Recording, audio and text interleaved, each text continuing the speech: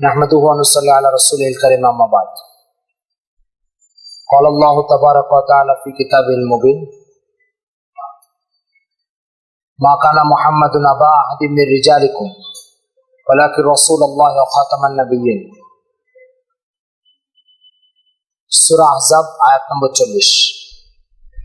वक़ाल तआला फ़ी किताबिल मुबीन या अय्युहन नबिय्यु इन्ना अर्सलनाका शाहिदन व मुबश्शिरन व नज़ीरा व दाइयन इलल्लाहि बिइज़निहि व सिराजन मुनीरा।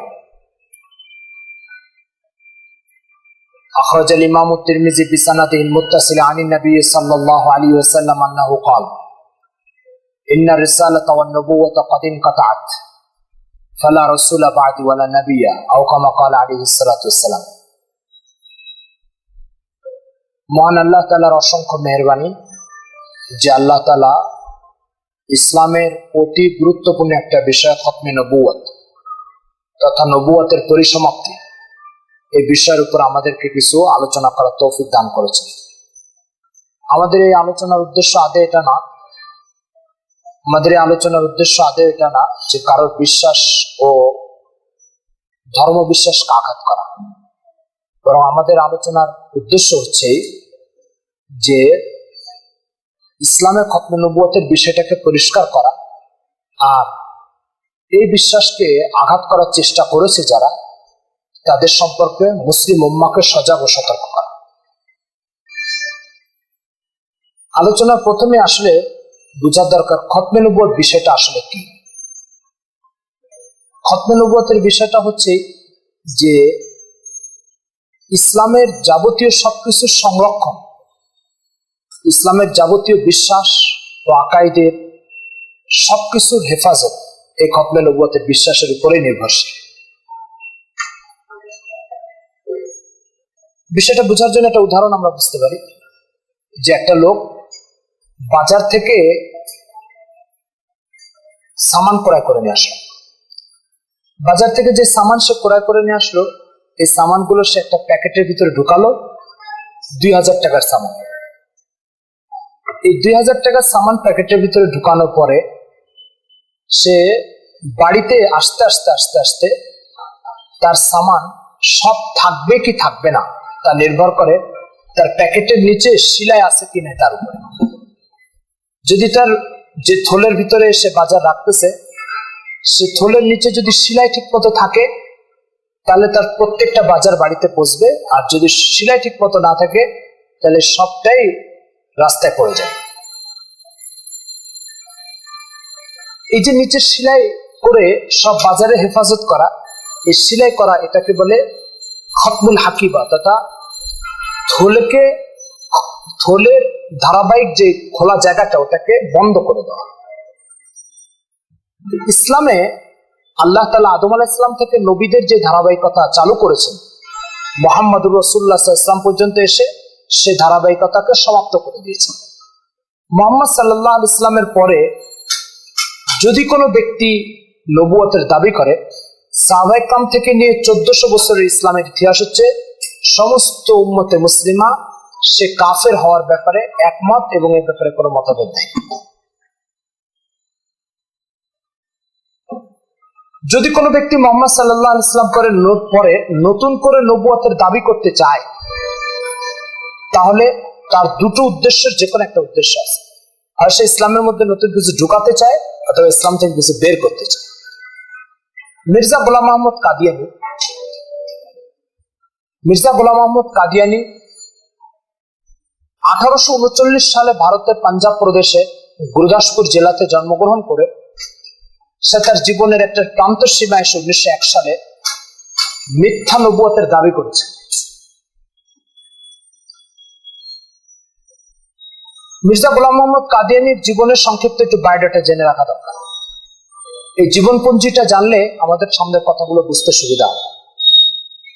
মির্জা গোলাম মোহাম্মদ কাদিয়ানীর জন্ম 1839 সালে। 1839 সালে জন্ম নিয়ে সে 1882 সাল পর্যন্ত নিজেকে মুজাদ্দিদ, মুবাল্লিগ ইসলাম সহ বিভিন্ন দাবি করেছে। 1882 সালের পরে এসে সে নিজেকে ইমাম মাহদি দাবি করেছে। 1891 সালে এসে সে নিজেকে ঈসা মাসিহ বলে দাবি করেছে। 1899 ও 1900 সাল পর্যন্ত তার দাবি ঈসা মাসিহ ও ইমাম মাহদীর মধ্যে সীমাবদ্ধ ছিল। 1901 সালে এসে মির্জা গোলাম মোহাম্মদ কাদিয়ানী নিজেকে স্বয়ংসম্পূর্ণ একজন নবী দাবি করেছে, তবে এর ভিতরে 3টে স্তর সে পার হয়েছে। প্রথমে নিজেকে ছায়া নবী বলে দাবি করেছে, এরপরে স্বয়ংসম্পূর্ণ নবী, এরপরে শরীয়তের অধিকারী এক স্বয়ংসম্পূর্ণ রসুল বলে দাবি করেছে।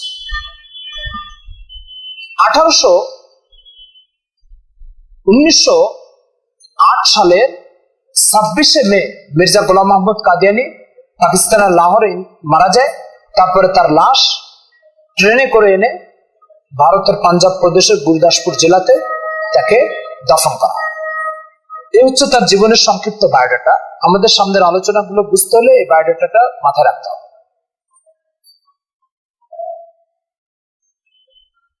কোন ব্যক্তি যদি রাসূল সাল্লাল্লাহু আলাইহি ওয়াসাল্লামের পরে নবুয়তের দাবি করে, তো তার উদ্দেশ্য হয় ইসলামের মধ্যে কিছু ঢুকাবে, না ইসলাম থেকে কিছু বের করে, বা উভয়টাই উদ্দেশ্য হতে পারে। মির্জা গোলাম মোহাম্মদ কাদিয়ানী যখন নিজেকে নবুয়তের দাবি করলো, কি উদ্দেশ্য ইসলামের মধ্যে তার ঢুকানো? সে তার রুহানি খাজাইন, এই মুহূর্তে তার লিটারেচার ও সাহিত্যের একটা পরিচয় হয়ে যাওয়া দরকার। মির্জা গোলাম মোহাম্মদ কাদিয়ানী লিখিত বইয়ের সংখ্যা এবং তার বক্তব্য সংকলিত হয়েছে এমন বইয়ের সংখ্যা সর্বমোট 100টার মতো।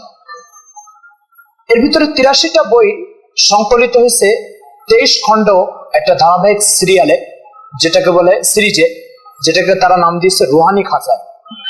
83 বই এই 23 খণ্ডের ভিতরে সংকলিত হয়েছে, যা আপনারা এখানে দেখতে পাচ্ছেন। একটা খণ্ড আপনাদেরকে দেখায়, এই যে রুহানি খাজাইন।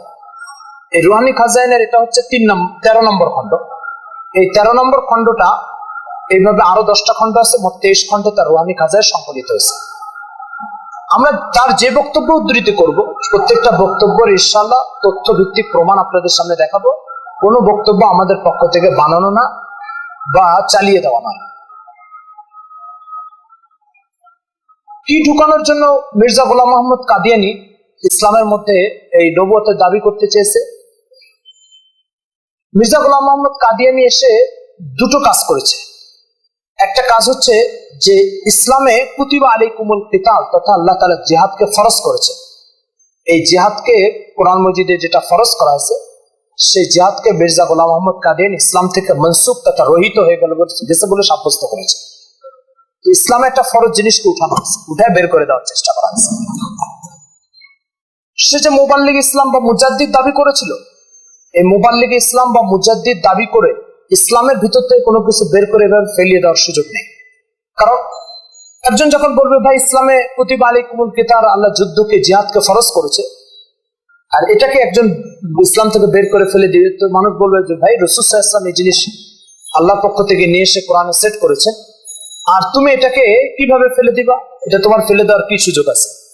ফলে সে চিন্তা করলো আমার মুজাদ্দিদ দাবিটা যথেষ্ট নয়, ইমাম মাহদী দাবিও যথেষ্ট নয়, ঈসা দাবিও যথেষ্ট নয়, কারণ এরা কেউ কোরআন থেকে কিছু বের করে দিতে পারবে না। বের করতে হলে কোরআন থেকে সেই ক্ষমতার অধিকারী হবে যে ক্ষমতার অধিকারী হওয়ার কারণে এটা কোরআনে সেট করা সম্ভব হচ্ছে, আর সেটা হচ্ছে নবুয়ত। নবুয়ত যদি কেউ না পায়, তাহলে সে আল্লাহর কাছ থেকে তার কাছে মেসেজও আসবে না। ফলে কোনটা আসছে আর কোনটা গেছে এই সিদ্ধান্ত দেওয়ার অধিকারও নাই। ফলে এই প্রয়োজনটা পূরণের জন্য তাকে নবুয়তের দাবিও করতে হয়েছে। তাই 1901 সালে সে ফাইনালি দাবি করেছেন তিনি নবী। এরপর একটা বিষয় হচ্ছে যে তার এই নবুয়তের দাবি করার পিছনে তো সে আরেকটা জিনিস প্রবেশ করেছে ইসলামে, সেটা হচ্ছে সে তার রুহানি খাজাইনের 22 নম্বর খণ্ড, রুহানি খাজাইন 23 নম্বর খণ্ডের 382 নম্বর পৃষ্ঠায় সে বলেছে, রুহানি খাজাইনের 6 নম্বর খণ্ড 380 নম্বর পৃষ্ঠা, 6 নম্বর খণ্ড 380 নম্বর পৃষ্ঠায় সে বলেছে যে ইসলামের দুটো অংশ, একটা অংশ আল্লাহর আনুগত্য আর একটা হচ্ছে ব্রিটিশ সরকারের আনুগত্য। খণ্ড নম্বর 6 পৃষ্ঠা নম্বর 380, এখানে সে বলেছে ইসলামের দুটো অংশ, একটা অংশ হচ্ছে ব্রিটিশ সরকারের আনুগত্য আর আরেকটা অংশ হচ্ছে আল্লাহ তাআলার আনুগত্য। যেখানে কোরআন স্পষ্ট বলতেছে আতিউল্লাহ ওয়া আতিউর রাসূল, আল্লাহর আনুগত্য আর আল্লাহ রাসূলের আনুগত্য, এটা হচ্ছে ইসলাম। যেখানে আল্লাহ তাআলা বলছে ওয়াইন তুতিউহু তাহতাদু, যদি রাসূলের আনুগত্য করে হেদায়েত পেয়ে যাবে। সেখানে রাসূলের আনুগত্য তথা হেদায়েতের একটা অপরিহার্য শর্তকে উপেক্ষা করে ব্রিটিশের আনুগত্যকে ইসলামের অংশ বানিয়ে দেওয়া, এটা ইসলামের ভিতরে একটা অনধিকার চর্চা এবং ইসলামের ভিতরে একটা বস্তুকে প্রবেশ করানোর জন্য মূলত তার নবুয়তের দাবি। প্রশ্ন হচ্ছে কেন সে এই দাবিটা করেছে। এখানে সংক্ষিপ্তভাবে আপনাদের জেনে রাখা দরকার যে ইসলাম দুনিয়াতে আসার পরে খ্রিস্টবাদ আর ইসলামের একটা দৌড় প্রতিযোগিতা শুরু হয়েছে ময়দানের উপরে, কে কাকে পিছনে ফেলাবে। খ্রিস্টবাদ যখন তার খ্রিস্ট ধর্ম যখন একত্ববাদ তথা তৌহিদের শিক্ষা থেকে বেরিয়ে তৃতীয়বাদের শিক্ষা গ্রহণ করেছে, তখন স্বাভাবিকভাবে তার কোমর ভেঙে গেছে। আসমানের দিক নির্দেশনার সাথে এই ধর্মের আর কোনো সম্পর্ক রইল না, কারণ আল্লাহ তাআলার বাস্তবতা হচ্ছে তিনি এক, খ্রিস্ট ধর্মের বিশ্বাস হচ্ছে আল্লাহ তিন। তো যখন আল্লাহ তিন মনে করা হয়, তো আল্লাহর বাস্তবতা থেকে তারা দূরে সরে এসছে। আল্লাহ তাআলার গায়েবে মদদ, তার নুসরত, তার দিক নির্দেশনা থেকে সম্পূর্ণ এরা মুক্ত রয়ে গেল ইসলাম তৌহিদের উপর এখন। তো ফলে ইসলামের পা ঠিক আছে, এর পা এবং কোমর ভেঙে গেছে। এখন এই ইসলামকে দৌড়ে পিছনে ফেলবে এরকম কোন শক্তি আর এর নাই। এখন কি করতে হবে? এখন ইসলামের সামনে এমন কিছু ফেলে দিতে হবে যেটা হুচটকে পড়ে যায়। এখন ইসলামের সামনে কি ফেলা যায়? এর জন্য খ্রিস্ট জগৎ, ওরিয়েন্টালিস্ট তথা মুস্তাশরিকিন যাদেরকে আমরা বলি, প্রাচ্যবিদ যারা, অর্থাৎ ইউরোপ আমেরিকাতে যারা ইসলাম সম্পর্কে বিশেষজ্ঞ, তাদেরকে অলরেডি গবেষণাতে বসিয়ে দিয়েছে কিসের মাধ্যমে ইসলামের এই গতিকে স্তব্ধ করা যায় আর এই গতির ধারাবাহিকতাটাকে স্লো করা যায়। এই গবেষণাতে নেমে তারা আবিষ্কার করলো দুটো কাজ করতে পারলে ইসলামের এই গতি স্তব্ধ হয়ে যাবে। সেটা কি? এক নম্বর হচ্ছে ইসলামের যে ছোটখাটো ভিন্ন মাসলা মাসাইল আছে, এই সমস্ত মাসলা মাসাইলের মাধ্যমে ইসলাম ধর্মের ভিতরে বিভিন্ন গোষ্ঠী, গোত্র, উপগোত্র এগুলাকে চাঙ্গা করে দিতে হবে, আর এই সমস্ত মতভেদকে সজীবতা ফিরিয়ে দিতে হবে। সজীবতা ফিরিয়ে দিলে বিভিন্ন গোত্র, উপগোত্র লড়াই করতে থাকবে, এদের গতি স্তব্ধ হয়ে যায়। আরেকটা হচ্ছে যে মিথ্যা নবুয়তের দাবি যদি করাই দিতে পারি, তাহলে সে খ্রিস্টানদের মনোবাসনা পূর্ণ হয় এই ধরনের কিছু ব্যাখ্যা ইসলামে পেশ করবে, যে ব্যাখ্যা পেশ করলে ইসলামের অগ্রযাত্রা যেটা খুব দ্রুত গতিতে চলতেছিল এটা স্তব্ধ হয়ে যাবে। এই মনোবাসনা পূর্ণ করার জন্য ওরিয়েন্টালিস্টরা নবী দাবি করার জন্য ভারতের পাঞ্জাব প্রদেশে এই মির্জা পরিবারকে পছন্দ করে তাদেরকে দিয়ে নবুয়তের দাবি করা হয়েছে। ফলে মির্জা কাদিয়ানির দৃষ্টিতে তার এই ইংরেজ প্রভুদের স্বার্থ রক্ষার জন্য যা যা বলার আর করার দরকার তা হুবহু সে করেছে। এমনকি সে কথা স্বীকারও করেছে তার রুহানি ফাজাইলে যে মাই বর্তানিয়া কা খুদ কাস্তা পৌধা হো, মানে আমি ব্রিটিশ সরকারের লাগানো চারা গাছ, এটা তার দাবি। ফলে তাদের স্বার্থ রক্ষার জন্য যা যা বলার দরকার সে বলছে, যা যা করার দরকার করছে। এই হচ্ছে তার নবুয়তের দাবির পটভূমি। কেন তার এই নবুয়তের দাবি করা দরকার হয়েছে? এরপর আসেন ইসলামে যত মাসলা মাসাইল আছে, এই সমস্ত মাসলা মাসাইলের ভিতরে দুটো ভাগ আছে। একটা ভাগ হচ্ছে যে ভাগগুলো আমাদের ইলমি পরিভাষায় বলে দলিলে কতই দ্বারা প্রমাণিত, আর একটা হচ্ছে দলিলে জন্নি দ্বারা প্রমাণিত। তার অর্থ হচ্ছে দলিলে কতি হচ্ছে এমন কিছু অকথ্য দলিল বা প্রমাণ, যে অকথ্য দলিল বা প্রমাণের ভিতরে সন্দেহের কোনো সুযোগ নেই। এটা দ্বারা যে মাসলাটা প্রমাণিত হবে সেটা হচ্ছে এরকম, যেমন আপনার গায়ে যদি কেউ গরম পানি ঢেলে দেয়, তো আমার গায়ে গরম লাগলো কি লাগলো না, এটা কি কারো কাছে যে দলিল প্রমাণ নিয়ে বুঝতে হবে? আমি একটা মিষ্টি খেলাম, তো আমার মুখে মিষ্টি লেগেছে, কারোর প্রমাণের অপেক্ষা করতে হবে না? প্রমাণ ছাড়া আমি বুঝে যাবো। এই যে প্রমাণ ছাড়া বুঝে যাওয়া, ঠিক আছে, কোন দলিলের অপেক্ষা করতে হবে না, এটাকে বলে কতিউ দালালা তথা অকথ্য দলিল দ্বারা প্রমাণিত বিষয়। আর এটা হচ্ছে সন্দেহযুক্ত দলিল দ্বারা প্রমাণিত, যে দলিলটা অকথ্য নয়, সুনিশ্চিত করে বলা যাবে, ঠিক আছে। ইসলামে আকাইদের যত মাসলা আছে, আল্লাহ এক, মুহাম্মদ সাল্লাল্লাহু আলাইহি ওয়াসাল্লাম আল্লাহর রাসূল এবং তিনি শেষ রাসূল, তারপরে আর কোন রাসূল আসবে না, এই বিষয়গুলো ইসলামে এরকম অকথ্য প্রমাণ দ্বারা প্রমাণিত, যেগুলোর ভিতরে সন্দেহ করা আর চোখে দেখা সূর্যকে অস্বীকার করা দুটোটা বরাবর। ভিন্ন শব্দে যেটাকে অস্বীকার করা আর আমি একটা পুরুষ মানুষ এটাকে অস্বীকার করা সমান কথা। খতমে নবুয়তের বিষয়টা এরকম অকথ্য বিষয় দ্বারা প্রমাণিত, এই জন্য এটাকে বলা হয় ইলমি পরিভাষা, এটাকে বলা হয় কতইয়াতের অন্তর্ভুক্ত। তার মানে এমন দলিল দ্বারা প্রমাণিত যেটাতে বিন্দু মাত্র কোনো সন্দেহের সুযোগ নেই। ইসলামে কেউ যদি এই বিষয়গুলো তুমি সন্দেহ পোষণ করে, অথবা 1400 বছর ধরে চলে আসা কোনো 1400 বছর ধরে চলে আসা ব্যাখ্যার কোনো উল্টা বা বিরূপ ব্যাখ্যা করার চেষ্টা করে, তাহলে সর্বসম্মতিক্রমে সে ইসলামের দায়রা বা সীমানা থেকে বেরিয়ে যাবে। এটাতে কারো কোনো মতভেদ নাই। এরপর একটা বিষয় হচ্ছে যে, যেহেতু খতমে নবুয়ত তথা রাসূল সাল্লাল্লাহু আলাইহি ওয়াসাল্লাম শেষ নবী, ইসলামে এই বিষয়টা কোন দলিলের মুখাপেক্ষী নয়। তারপরেও যেহেতু আমরা আলোচনা করতেছি, তো আলোচনার স্বার্থে আমরা দুই একটা দলিলের কথা বলি। একটা দলিল হচ্ছে মা কানা মুহাম্মাদুন আবা আহাদিন মির রিজালিকুম ওয়ালাকিন রাসূলুল্লাহ ওয়া খাতামান নাবিয়্যিন। যে ওয়া খাতামান নাবিয়্যিন, কোরআন মাজিদে সূরা আহজাবের 40 নম্বর পারা আল্লাহ তাআলা এই কথা বলছেন, খাতামান নাবিয়্যিন, সব নবীদের সমাপ্তকারী। মির্জা গোলাম মোহাম্মদ কাদিয়ানী যখন নবুয়তের দাবি করে নাই, তখন তিনি খাতামুন নবীনের যে ব্যাখ্যা 1400 বছর ধরে চলে আসতেছে তার সাথে হুবহু সম্পূর্ণ তিনি একমত ছিলেন। অর্থাৎ সাহাবায়ে কেরাম থেকে, তাবিঈন থেকে, খাতামুন নবীন আখিরুন নবীন, নবীদের শেষ নবী, এই কথা মির্জা গোলাম মোহাম্মদ কাদিয়ানী সমস্ত সাহাবায়ে কেরাম, তাবিঈন সহ 1400 বছর ধরে চলে আসা ব্যাখ্যার সাথে সম্পূর্ণ একমত ছিলেন।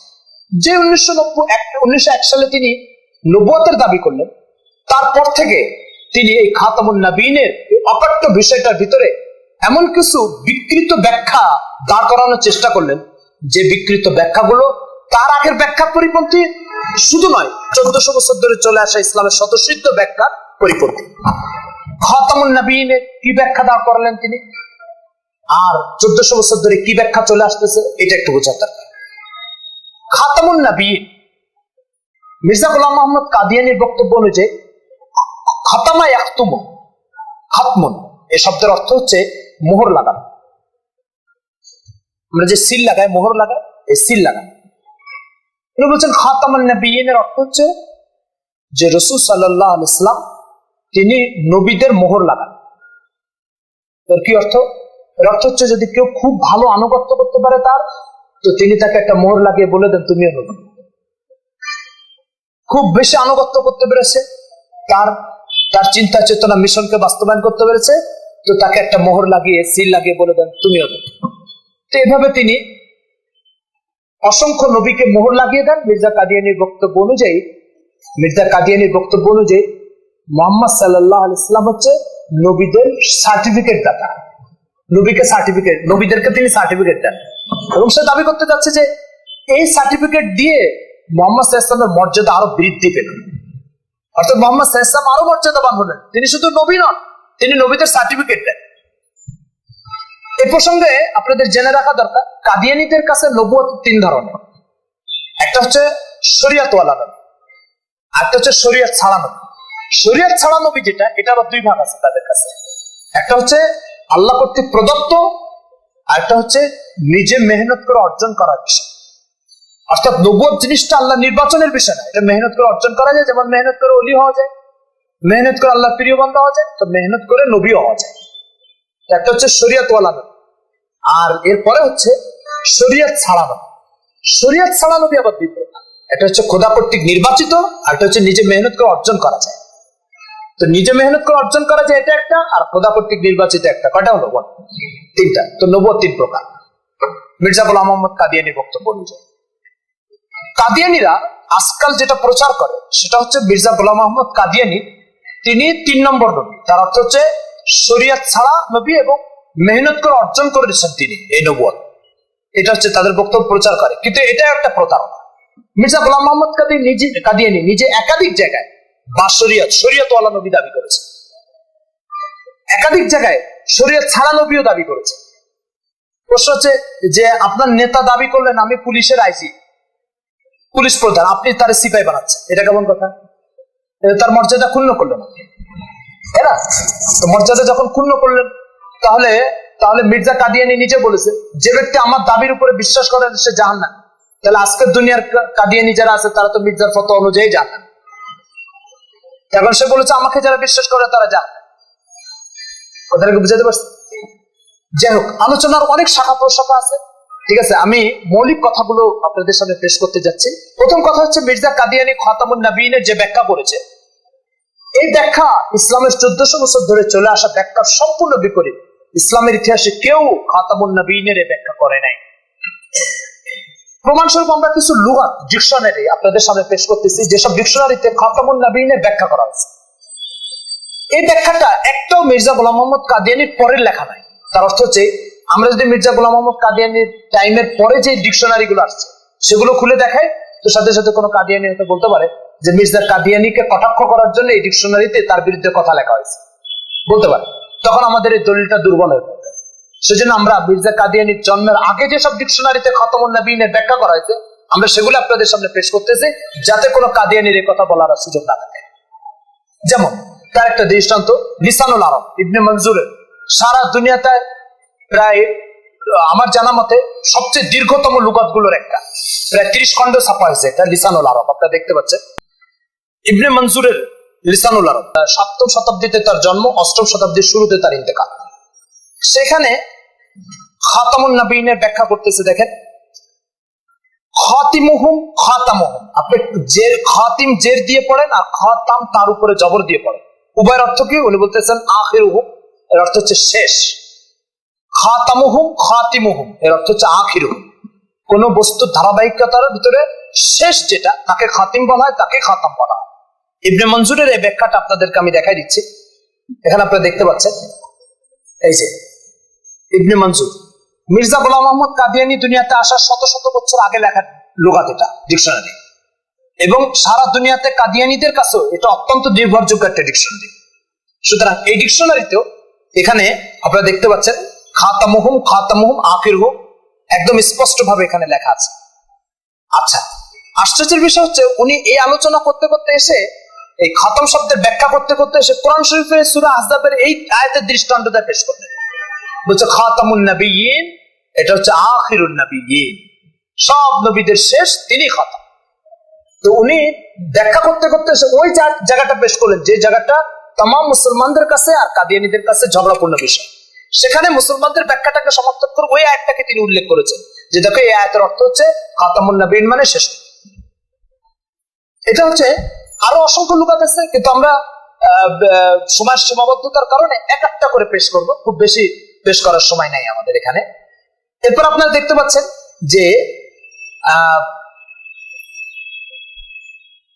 হুজুর সাল্লাল্লাহু আলাইহি ওয়াসাল্লাম শেষ নবী, এ ব্যাপারে কোরআন ও সুন্নাতে এত দলিল আছে, এত দলিল আছে। আপনাদেরকে বললাম না যেটা একটা অকথ্য বিষয়, তো এত দলিল আছে যে এই দলিলের পরে এখন আর এটা দলিল পেশ করার প্রয়োজন নাই। যেমন কোন মুসলমান যদি এখন এই কথা বলে কোরআন যে আল্লাহর কিতাব, দলিল পেশ করা অনর্থক কথা, বেহুদা কথা। আমি যে পুরুষ মানুষ, আমাকে দলিল দিয়ে বুঝাও। তুমি পুরুষ মানুষ, কি দলিল দিয়ে বুঝাবো তোমাকে? তো রাসূল সাল্লাল্লাহু আলাইহি ওয়াসাল্লাম শ্রেষ্ঠ নবী, এটা এইভাবেই। তারপরে অন্ধকে অনেক সময় সূর্যের সাথে পরিচয় করে দিতে হয়। ঠিক এই অন্ধকে সূর্যের সাথে পরিচয় করিয়ে দেওয়ার জন্য আমাদের এখন দু একটা দলিল দেখাতে হচ্ছে। বুখারী শরীফ ইন্ডিয়ান কপি, প্রথম খণ্ড 501 নম্বর পৃষ্ঠা। এখানে রাসূল সাল্লাল্লাহু আলাইহি ওয়াসাল্লাম বলছেন, খুব ভালো করে দেখেন কি বলছেন। বুঝছো, قال النبي صلى الله عليه وسلم مثلي ومثل الانبياء كمثل رجل بنى بيتا فاقبل واحسن الا موضع لبنه فجعل الناس يدخلونها ويتعجبون ويقولون لولا موضع لبنه। দেখেন এখানে বুখারী শরীফ ইন্ডিয়ান কপি জিলদ আউয়াল 501 নম্বর পৃষ্ঠা। এখানে রাসূল সাল্লাল্লাহু আলাইহি ওয়াসাল্লাম বলছেন যে আমার উদাহরণ কেমন জানো? হচ্ছে একটা বিল্ডিং এর মতো। এই বিল্ডিংটা সুন্দরভাবে নির্মাণ হয়ে গেছে, যা যা প্রয়োজন সব সেট হয়ে গেছে, এক জায়গায় একটা ইট রাখার জায়গা বাকি। বলছে ওই ইটটা হচ্ছে আমি, এবং আমাকে দিয়ে ওই বিল্ডিংটা পূর্ণতা পেয়েছে। হুজুর সাল্লাল্লাহু আলাইহি ওয়াসাল্লাম এখানে সমস্ত নবীদেরকে তুলনা করলেন একটা বিল্ডিং এর সাথে। এই বিল্ডিং এর যে কয়টা ইট দরকার সে কয়টা ইট স্থাপন করে বিল্ডিং পূর্ণতার পথে, একটা ইট কেবল বাকি। বলছে ওই ইটটার অপেক্ষা সবাই করতেছিল, আমাকে দিয়ে ওই ইটটাকে স্থাপন করে বিল্ডিং পূর্ণতা পেয়ে গেছে। এখানে আর কোথাও কোনো ইট ঢুকানোর জায়গা নাই। এই উদাহরণ রাসূল সাল্লাল্লাহু আলাইহি ওয়াসাল্লাম দিয়ে আদৌ কখনো কোন নবী রাসূল সাল্লাল্লাহু আলাইহি ওয়াসাল্লামের পর আসতে পারে কি পারে না, এটা সারা দুনিয়ার মানুষের কাছে পরিষ্কার করে দিয়েছে। প্রশ্ন হচ্ছে এরকম একটা সাহিত্যপূর্ণ উদাহরণ দেওয়ার কি দরকার ছিল? উদাহরণটাতে আপনি লক্ষ্য করছেন সুন্দর অলংকার শাস্ত্রের মতো মানে তুলনা করা হয়েছে। যেমন আমরা বলি না যে ভাই এরকম মধুর মতো মিষ্টি, তো মিষ্টিটাকে ভালো দৃঢ়ভাবে বোঝানোর জন্য মধুর সাথে তুলনা করি, ঠিক আছে? আমরা বলি তাল গাছের মতো লম্বা, তো দীর্ঘতা বোঝানোর জন্য তাল গাছের সাথে তুলনা করে। তো হুজুর সাল্লাল্লাহু আলাইহি ওয়াসাল্লাম নিজে যে শেষ নবী, আর এরপরে কোনো নবী আসবে না, এ কথাকে দৃঢ়ভাবে বোঝানোর জন্য একটা বিল্ডিং এর সাথে তুলনা করেছেন নবীদের আগমনকে। এরপরে নিজেকে শেষ ইটটার সাথে তুলনা করেছেন। এরপরে যদি কোনো ব্যক্তি এই হাদিস দেখার পরেও নিজেকে নবী বলে দাবি করে, সে তাহলে নবুয়তের সাথে কতটা গাদ্দারি করলো, আর উম্মতে মুসলিমার 1400 বছর ধরে চলে আসা চিন্তা ও বিশ্বাসের সাথে কি প্রতারণামূলক আচরণ করে, এটা পরিষ্কার। এখানে একটা কথা আপনাদেরকে বলে রাখি, সেটা হচ্ছে যে তাহরিফ তথা কোরআন ও সুন্নাহর বিকৃতি, এটা দুই ধরনের। একটা বিকৃতি হচ্ছে শব্দের বিকৃতি, শব্দকে উল্টা করে দেওয়া হচ্ছে। মির্জা কাদিয়ানী এই কাজও অনেক জায়গায় করেছে। যেমন সে এক জায়গায় বলেছে যে কোরআন মজিদে 3টা শহরের নাম আছে, মক্কা, মদিনা আর কাদিয়ান, 3 শহরের নাম আছে। পুরো কোরআন মজিদে কোথায় কাদিয়ানের নাম আছে আল্লাহ জানে, আমরা তো পাই না। যে বলতেছে কোরআন মজিদে কাদিয়ানের নাম আছে। তো এটা হচ্ছে শব্দের বিকৃতি। আর অর্থের বিকৃতি কি, যে 1400 বছর ধরে খাতামুন নবীনের অর্থ চলে আসতেছে শেষ নবী, সে বলতেছে নবীদের মোহর দানকারী। নবীদের মোহর দানকারী এই কথাটা মির্জা কাদিয়ানী 1901 এর আগে বলেছে, কিন্তু 1901 এর আগে সে খাতামুন নবীনের যত ব্যাখ্যা করেছে, এই সব ব্যাখ্যা ছিল ওইটাই 1400 বছর ধরে সারা উম্মত যেটা করে আছে। এর দুই একটা দৃষ্টান্ত আপনাদেরকে দেখান। আচ্ছা, আমি ধীরে ধীরে আপনাদেরকে এটা দেখাচ্ছি। এরপরে আরো দুই একটা দলিল আপনাদেরকে দেখায়। মুসলিম শরীফ জিল্লাওয়াল 199 নম্বর পৃষ্ঠা, দেখেন কি বলছেন রাসূল সাল্লাল্লাহু আলাইহি ওয়াসাল্লাম। মুসলিম শরীফ প্রথম খণ্ড 199 নম্বর পৃষ্ঠা। এখানে রাসূল সাল্লাল্লাহু আলাইহি ওয়াসাল্লাম বলছেন, উরসিলতু ইলাল খালকি কাফা, আমি কালো সাদা, ইউরোপ, আমেরিকা, আফ্রিকা, জিন, ইনসান সমস্ত মখলুকের কাছে এসেছে নবী হয়ে। খুতিমা বিহান নবিয়্যুন, এবং আমাকে দিয়ে সমস্ত নবীদের ধারাবাহিকতাকে সমাপ্ত করে দেওয়া হয়েছে। তো ওখানে খাতামুন নবিয়্যিনের তো আপনি ব্যাখ্যা করবেন, কিন্তু খুতিমা বিহান নবিয়্যুন এটার কি ব্যাখ্যা করবেন? এখানে তো এই ব্যাখ্যা চলবে না। তো খুতিমা নবিয়্যুন এটা হচ্ছে হাদিসের শব্দ, খাতামুন নবিয়্যিন এটা কোরআনের শব্দ। যদি কোরআনে খাতামুন নবিয়্যিনের ব্যাখ্যা করায়, এখানে কি ব্যাখ্যা করবে না? হাদিস তো কোরআনের ব্যাখ্যা হয়ে থাকে, সুতরাং এখানে ব্যাখ্যা করার কোনো সুযোগ নেই। খুতিমা বিহান নবিয়্যুন, মুসলিম শরীফ প্রথম খণ্ড 199 নম্বর পৃষ্ঠা। এরপর আশ্চর্য বিষয় হচ্ছে রাসূল সাল্লাল্লাহু আলাইহি ওয়াসাল্লাম খতমে নবুয়তের বিষয়টাতে কতটা সতর্ক ছিলেন, এটার একটা দৃষ্টান্ত বলি। হুজুর একদিন হযরত আলীকে বলছেন, হে আলী, আনতা মিন্নি বিমানজিলাতি মুসা ওয়া হারুন, মুসা আর হারুনের মধ্যে যে সম্পর্ক না, তোমার আর আমার মধ্যে সে সম্পর্ক। আপনারা জানেন মুসা হারুন 2 নবী ছিল এবং দুজন চাচাতো ভাই ছিল। আর রাসূল সাল্লাল্লাহু আলাইহি ওয়াসাল্লাম আর আলী রাদিয়াল্লাহু তাআলা দুজনই চাচাতো ভাই। তো বলছে, তুমি আমার সাথে এই সম্পর্ক, মুসা হারুনের মধ্যে যে সম্পর্ক ছিল। চট করে হুজুরের চিন্তা আসলো, আরে হারুন তো নবী ছিল, কেউ যদি আবার আলীরে নবী মনে করে? সাথে সাথে বলে বসে, ইল্লা আন্নাহু লা নাবিয়্যা বাদ, তবে মনে রাখবা হারুন তো নবী ছিল, তুমি কিন্তু নবী না, আমার পরে আর কোন নবী। তাহলে রাসূল সাল্লাল্লাহু আলাইহি ওয়াসাল্লাম যেটা করলেন সেটা হচ্ছে যে হুজুরের একটা কথাতে এরকম একটা সন্দেহ কারো তৈরি হতেও পারে, সেই দরজাকে হুজুর সাল্লাল্লাহু আলাইহি ওয়াসাল্লাম চাষ করে বন্ধ করে দিলেন। বন্ধ করে বলে, না আলী, তুমি আমার সাথে মুসা হারুনের সম্পর্ক, তবে একটা জায়গায় অমিল আছে, সেটা হচ্ছে হারুন নবী ছিল, তুমি কিন্তু নবী নাও, আমার পরে আর কোনো নবী হবে না। হুজুর এক হাদিসে বলছেন যে আমার পরে যদি কোনো ব্যক্তি নবী হতো তাহলে ওমর নবী হতো, মানে নবুয়তের যোগ্যতা আমার পরে আসবে, কিন্তু নবী আসবে না। নবুয়তের যোগ্যতা কারোর ভিতরে আসতে পারে, কিন্তু নবী হবে না সে।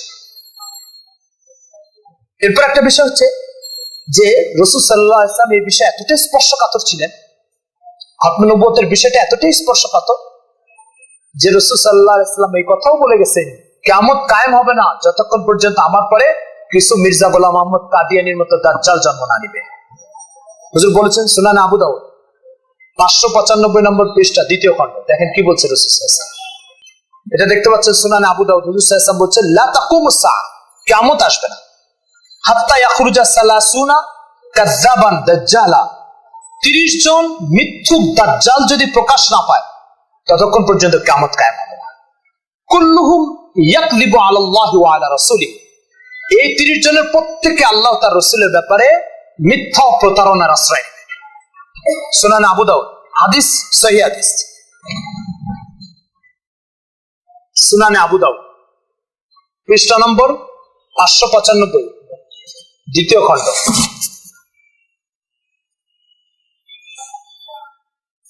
সুতরাং হুজুরের পরে কিছু মিথ্যা প্রতারক নবী আসবে, এটা হুজুর সাল্লাল্লাহু আলাইহি ওয়াসাল্লাম বলে গেছেন এই উম্মতকে। সুতরাং এই উম্মতের প্রস্তুতি থাকতে হবে যে কিছু মুসাইলামাতুল কাজ্জাব, কিছু মির্জা কাদিয়ানি, কিছু আসওয়াদে আনসি, এরা দুনিয়াতে আগমন ঘটবে। ধারাবাহিকভাবে এদের এক একজনের সাথে উম্মতের এক এক স্তরে শতাব্দীর মানুষের সাক্ষাৎ হবে। এর জন্য উম্মতের প্রস্তুত থাকা দরকার। এটা হুজুর আগে উম্মতকে প্রস্তুত করে গেছে। সুতরাং ফিতনাটা নতুন নয়, এটা হুজুর একটা মুজিজা।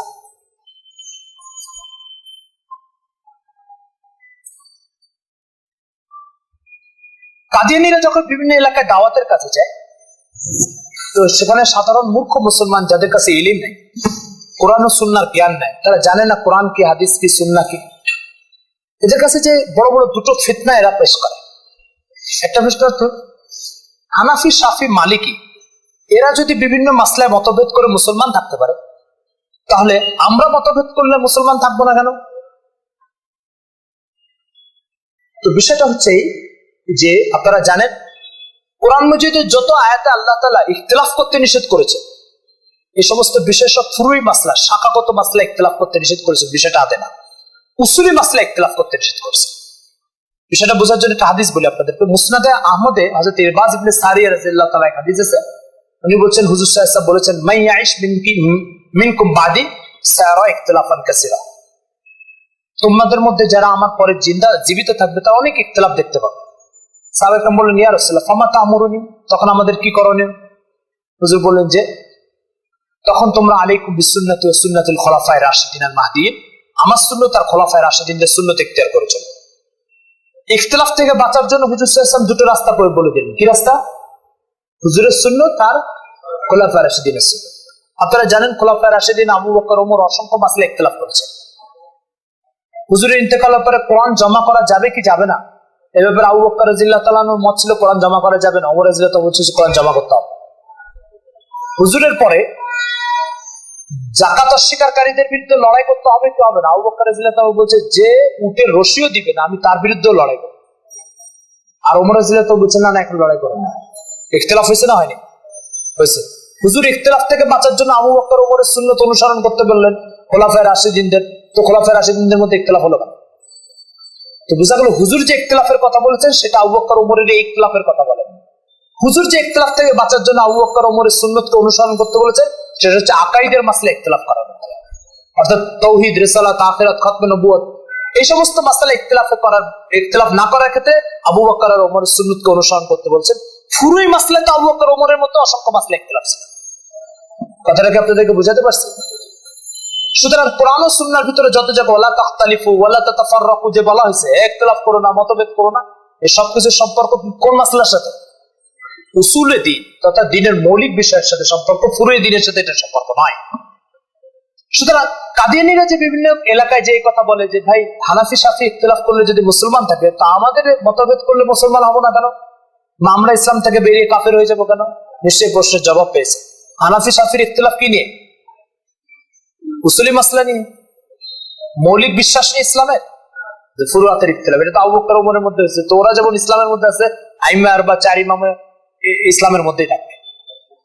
কিন্তু আবু বকর ওমরের মধ্যে কোনোদিন আকীদার মাসলা নিয়ে, দ্বীনের মৌলিক মেরুদণ্ড নিয়ে কোনোদিন মতভেদ হয় না।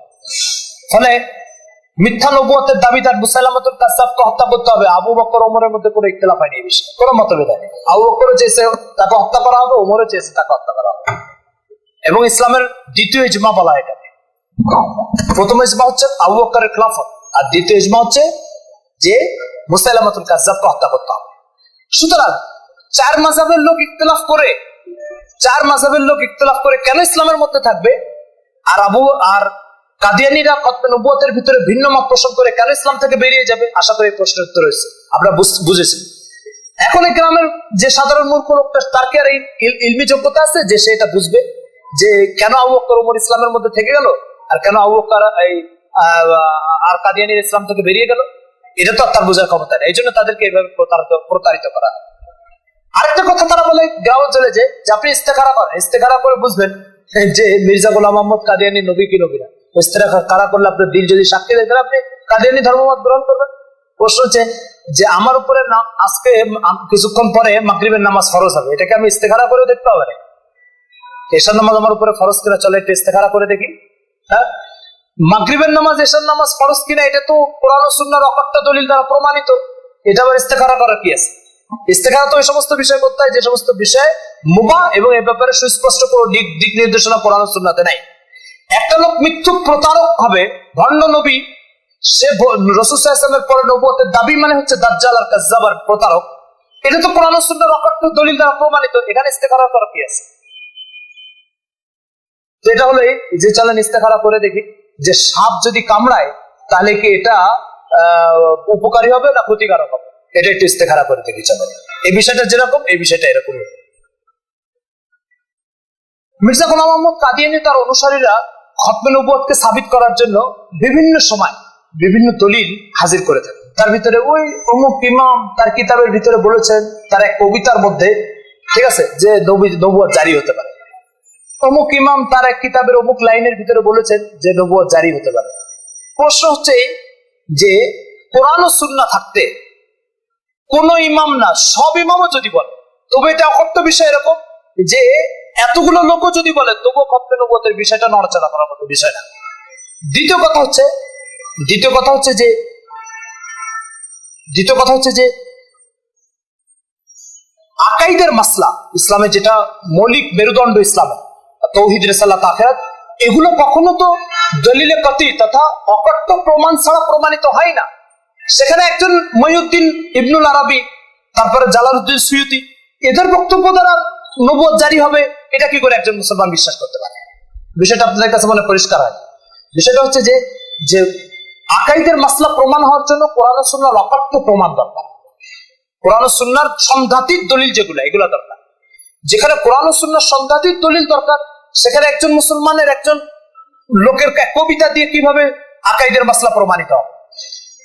সুতরাং যদি কোনো ব্যক্তির কথা এটা প্রমাণিত হয়ও যে নবুয়ত জারি আছে, ঠিক আছে, তবু এটা মানে নবুয়ত জারি হবে না। কোন সাহাবীও যদি বলে যে আল্লাহ ফারজান, আল্লাহ মাফ করে, কোন সাহাবী তো বলবেই না, যদি বলে তারপরে নবুয়ত জারি হবে না, তবু এটা ইসলামে প্রমাণিত হবে। মির্জা কাদিয়ানী ও তার অনুসারীরা যে সমস্ত দলিলের কথা বলে নবুয়ত জারি হওয়ার ব্যাপারে, এগুলো তো অনেক লম্বা এর তালিকা। আমি শুধু একটা তালিকার একটা দুটো দলিল নিয়ে এখানে আপনাদের সামনে বিশ্লেষণ করব। যেমন একটা দলিল তারা বলে হযরত আয়েশা সিদ্দিকা রাদিয়াল্লাহু তাআলার একটা হাদিস, যে উনি বলেছেন যে খাতামুন নবীন ওয়ালা তাকুলু লা নাবিয়্যা বাদ, তোমরা এই কথা বলো না যে মুহাম্মদ সাল্লাল্লাহু আলাইহি ওয়াসাল্লাম শেষ নবী, এটা বলো না। আয়েশা রাদিয়াল্লাহু একটা হাদিস দ্বারা এটা প্রমাণ করার চেষ্টা করা হয়। এই দলিলটা মির্জাদের প্রায় বই পুস্তকের ভিতরে আছে যে তোমরা খাতামুন নবীন বলো, তবে তারপরে কোনো নবী নাই এই কথা বলো।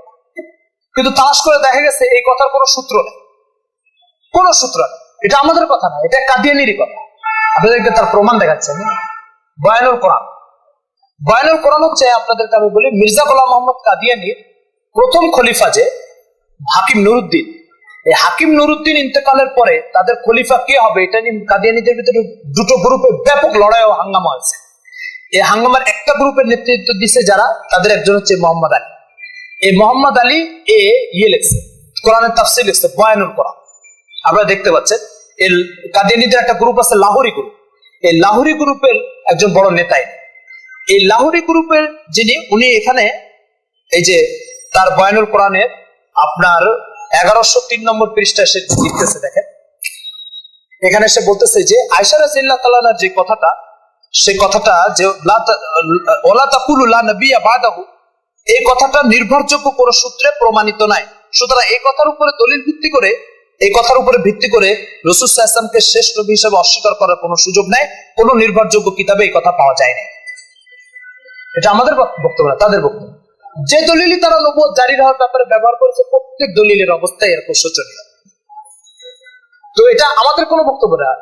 কেউ যদি বলতে পারে বয়ানুল কোরআন থানভী রাহমাতুল্লাহ উনি বয়ানুল কোরআনের ভিতরে এটা বলেছেন, না না, এটা কাদিয়ানীদের বয়ানুল কোরআন, এটা থানভী রাহমাতুল্লাহ বয়ানুল কোরআন নয়। এরপরে মির্জা কাদিয়ানীরও একটা বক্তব্য আছে এ ব্যাপারে। কি বক্তব্য দেখেন, এটা সে তার রুহানি খাজাইনের 3 নম্বর খণ্ড 379 নম্বর পৃষ্ঠার ভিতরে সে বলতেছে যে আকওয়ালে সালাফ ও খালাফ মুস্তাকিল হুজ্জাত নেই। এই যে আপনারা এখানে দেখতে পাচ্ছেন, এখানে সে বলছে কোন সালাফের কথা, মানে পূর্বশ্রীত কোন উলামা ইকরামের কথা ইসলামের স্বয়ংসম্পূর্ণ কোন দলিল হতে পারে না, দলিল শুধু কোরআন সুন্নাহ। যদি তার এই বক্তব্য হয় তাহলে ইবনুল আরবি, জালালউদ্দিন সুয়ুতী সহ অসংখ্য ব্যক্তির কথা দিয়ে যে নবুয়ত সাবিত করা বা প্রমাণিত করা হয়, এটা একটা অনর্থক কথা। মির্জা কাদিয়ানির বক্তব্য দ্বারা এটা প্রমাণিত। মির্জা গোলাম মোহাম্মদ কাদিয়ানি নবুয়তের দাবি কোথায় করেছে এটা একটু দেখে নেন। সেটা রুহানি খাজাইন খন্ড নম্বর 22 পৃষ্ঠ নম্বর 153-54 ভিতরে সে বলছে, আমাকে স্পষ্ট ভাবে আল্লাহ তাআলা নবী বলে সম্বোধন করেছে। তার বক্তব্য দেখেন। হ্যাঁ, রুহানি খাজাইন পৃষ্ঠা নম্বর খন্ড নম্বর 22, এখানে সে বলতেছে, সরি তুর পর নবী কা কিতাব মুঝে দিয়া গয়া। আপনারা দেখতে পাচ্ছেন এই যে মার করা জায়গাটা, সরি তুর পর মুঝে নবী কা কিতাব দিয়া গয়া, নবী বলে আমাকে সম্বোধন করা হয়েছে স্পষ্ট ভাবে। সে তার রুহানি খাজাইনের আরেক জায়গায় বলছে, আমার উপরে নাযিলকৃত ওহীর মধ্যে শতবার আমাকে নবী, রাসূল, মুরসাল বলে ডাকা হয়েছে। এটা সে বলেছে রুহানি খাজাইন 18 নম্বর খন্ড 206 নম্বর পৃষ্ঠা।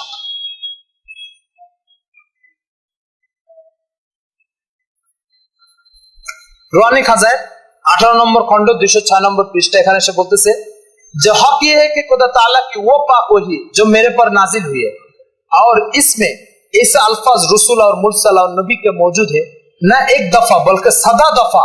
फिर क्यों कर ये जवाब सही हो सकता है कि ऐसा अल्फाज मौजूद नहीं है। আমাকে শতবার নবী, মুরসাল বলে সম্বোধন করা হয়েছে। এই যে মার করা জায়গাটা, সেখানে সে দাবি করতেছে। মির্জা কাদিয়ানি নিজেকে শরীয়ত বিশিষ্ট নবী বলে প্রচার করেছে, যদিও কাদিয়ানিরা এটা আজকাল বলে না। সে তার রুহানি খাজাইন 17 নম্বর খন্ড 435 নম্বর পৃষ্ঠায় সে স্পষ্ট ভাবে কথা বলছে যে আমার ওহির ভিতরে আদেশ আছে, নিষেধ আছে, বিভিন্ন শরীয়তের বিধান আছে, আর যে ওহির ভিতরে আদেশ নিষেধ থাকে সেটা সেই নবীকে শরীয়তওয়ালা নবী বলা হয়। এখানে আপনারা দেখতে পাচ্ছেন স্পষ্ট, चूंकि मेरी तालीम में अमर भी है और नहीं भी है और शरीयत के जरूरी अहकाम की तजदीद है, नতুন नতুन সংস্করণ করা হয়েছে আমার ওহির ভিতরে, इसलिए खुदा ताला ने मेरी तालीम का और इस वही को जो मेरे पर हुई होती है फलकुन यानी फुलकुन यानी कश्ती के नाम से मौसम किया। এই কথা বলে তিনি এখানে স্বয়ং সম্পূর্ণ শরীয়তওয়ালা নবী বলে প্রচার করার চেষ্টা করছে। দেখেন মার করা এই জায়গাটা।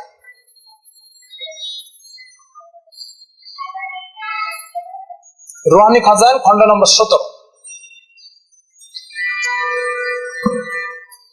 অনুরূপ ভাবে তিনি আরেক জায়গায় বলেছেন, তিনি খোদা যিনি নিজ রসুলকে হেদায়েতে দিনে হেদায়েতের হক এবং পরিচ্ছন্ন আখলাক দিয়ে পাঠিয়েছেন।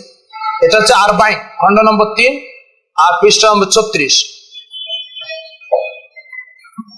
হ্যাঁ, রুহানি খাজাইন এটাও 17 নম্বর খন্ড। আরবাইন একটা বই আছে রুহানি খাজাইনের মধ্যে, এখানে তিনি বলতেছেন, फरमाया खुदा वो है जिसने अपने रसूल को यानी इस आजिज को हिदायत और दीन हक और तहजीब अखलाक के साथ भेजा। এখানে আপনারা দেখতে পাচ্ছেন এটা।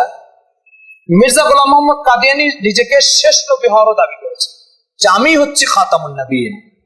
কোরআন মাজিদে যে খাতামুন নবীন বলা হয়েছে এটা আমাকে বলা হয়েছে।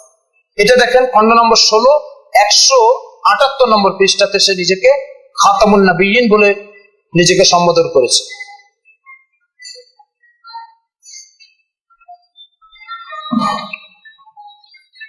ওই যে হাদিসটা আপনাদেরকে বুখারী শরীফে 501 নম্বর পৃষ্ঠায় দেখালাম প্রথম খণ্ডে, যে আমি সেই ইট, রাসূল সাল্লাল্লাহু আলাইহি ওয়াসাল্লাম বলেছেন যে ইটের অভাবে বিল্ডিং পরিপূর্ণতা পাচ্ছিল না, আমার আসার দ্বারা বিল্ডিং পরিপূর্ণতা পেয়েছে।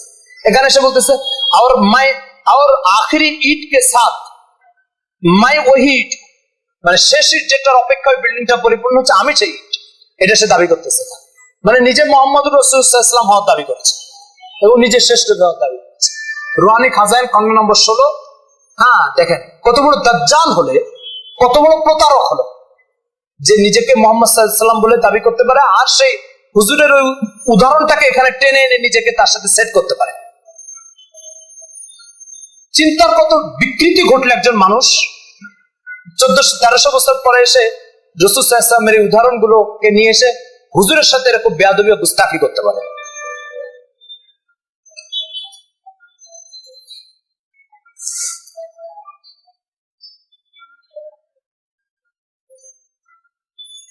রাসূল সাল্লাল্লাহু আলাইহি ওয়াসাল্লামের পরে কোন ব্যক্তি যদি নবুয়তের দাবি করে, পুরো উম্মতে মুসলিমার বক্তব্য সে কাফের, ইসলাম থেকে বেরিয়ে গেছে। এর কিছু মানে দৃষ্টান্ত আপনাদেরকে আমি দেখাতে চাচ্ছি। তার আগে হচ্ছে এই ঘটনা প্রসিদ্ধ, এর উদাহরণ মানে প্রমাণ বা দলিল দেখার প্রয়োজন নেই। মুসাইলামাতুল কাজ্জাব যখন নবুয়তের দাবি করেছিল, তাফসিরে তাবারির ভিতরে ইমাম তাবারি এই কথা লিখছেন যে সে নাকি তার আজানের ভিতরে আশহাদু আন্না মুহাম্মাদুর রাসূলুল্লাহ বলতো। আশহাদু আন্না মুহাম্মাদুর রাসূলুল্লাহ মানে রাসূল সাল্লাল্লাহু আলাইহি ওয়াসাল্লামকে সে নবী বলে স্বীকার করতো। তারপরেও আবু বকর রাদিয়াল্লাহু তাআলা তাকে হত্যা করেছে। কেন হত্যাটা করলেন? হত্যাটা করার কারণ হচ্ছে যে মুসাইলামাতুল কাজ্জাব সে হুজুরের পরে নবুয়তের শব্দটা মুখ দিয়ে প্রকাশ করলো কেন, এটাই তার অপরাধ। এই জন্য তাকে হত্যা করেছে এবং সাহাবায়ে কেরামের ভিতরে হত্যার ব্যাপারে কোনো মতভেদ ছিল না এবং তাকে মুরতাদ ঘোষণা করে হত্যা করা হয়েছে। এবং 1200 হাফেজ সাহাবী মুসাইলামাতুল কাজ্জাবকে হত্যা করতে যেয়ে শহীদ হয়ে গেছে। তারপরে এই মিশনটাকে ছাড়েন না, এই মিশনটাকে হাতছাড়া করেন। এখন যে কাদিয়ানীরা বলতেছে যে মির্জা গোলাম মোহাম্মদ কাদিয়ানী সে একজন কাসবি নবী বা তৃতীয় স্তরের একজন নবী, ফলে তার সাথে খাতামুন নবীন বা মুহাম্মদ সাল্লাল্লাহু আলাইহি ওয়াসাল্লাম শ্রেষ্ঠ হওয়ার কোনো সংঘাত নাই। প্রশ্ন হচ্ছে যে আবু বকর রাদিয়াল্লাহু তাআলা যখন মুসাইলামাতুল কাজ্জাবকে হত্যা করতে গেছিল তখন তো যাই জিজ্ঞাসা করেনি, আচ্ছা তুমি কোন ধরনের নবী একটু বলো তো, তুমি কি শরীয়তওয়ালা নবী না শরীয়ত ছাড়া নবী? ফলে যদি শরীয়তওয়ালা নবী হও তাহলে হত্যা করবো, আর যদি শরীয়ত ছাড়া নবী হও তাহলে তোমাকে ছেড়ে দেবো। বা 3 নম্বর প্রকারের কাসবি নবী, মেহনত করে অর্জন করেছে এরকম নবী যদি হও তাহলে তোমাকে ছেড়ে দেবে, এরকম কোনো প্রশ্ন করেছে? কোন প্রশ্ন। নবুয়ত শব্দটা উচ্চারণ করেছে, মুসাইলামাকে দুনিয়াতে খতম করে দিয়েছে। তো এই জন্য এই কথা স্পষ্ট, বিষয়টা শুধু মৌখিক কোনো ভাষা বা বাক্য দ্বারা প্রমাণিত নয়, একটা আমলি দৃষ্টান্ত রয়ে গেছে। আমলি দৃষ্টান্ত মানে ইসলামের কিছু বিধান আছে যে বিধানগুলো শুধু মানে কওল বা বক্তব্যের মধ্যে সীমাবদ্ধ, এর আমলি কোনো দৃষ্টান্ত স্থাপনের সুযোগ রাসূল সাল্লাল্লাহু আলাইহি ওয়াসাল্লামের হয়নি। কিন্তু এটা এমন একটা দৃষ্টান্ত যে খায়রুল কুরুন তথা ইসলামের সোনালী যুগে এই মিথ্যা নবীকে মুরতাদ ঘোষণা দিয়ে ইসলাম থেকে বেরিয়ে গেছে, এই ঘোষণা দিয়ে তাকে হত্যা করে আমলি ভাবে প্রমাণ করে দেওয়া হয়েছে যে ইসলামের ভিতরে কোন নবী আগমন ঘটার কোনো সুযোগ নাই। যদি কেউ প্রমাণ করে বা দাবি করে তাহলে তার পরিণতি সেটাই হবে মুসাইলামার যে পরিণতি হয়েছে। ফলে কাদিয়ানীরা এসে বলে আমরা তো মুহাম্মদ সাল্লাল্লাহু আলাইহি ওয়াসাল্লামকে মানি, আমরা তো নামাজ পাঁচ ওয়াক্ত পড়ি, আমরা তো কেবলাকে কেবলা মনে করি। হুজুর সাল্লাল্লাহু আলাইহি ওয়াসাল্লাম বলছে যে ব্যক্তি আমাদের কেবলাকে কেবলা মনে করে তার সাথে আমাদের কোনো লড়াই নেই। সুতরাং যদি তাই হয় বিষয়টা, তো মুসাইলামাতুল কাজ্জাবও মুহাম্মদ সাল্লাল্লাহু আলাইহি ওয়াসাল্লামকে নবী মনে করত। মুসাইলামাতুল কাজ্জাবও তার অনুসারীদেরকে নামাজ পড়তে বলতো। মুসাইলামাতুল কাজ্জাবও বাইতুল্লাহকে কিবলা মনে করত।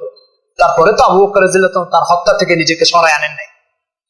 সুতরাং প্রমাণ হলো যে ব্যক্তি নবুয়তের দাবি করবে সে ব্যক্তি কাফের, এটা ইসলামের স্বতঃসিদ্ধ স্বীকৃত বিষয়, এর ভিতরে আর দ্বিমত করার কোনো সুযোগ ইসলামে নাই।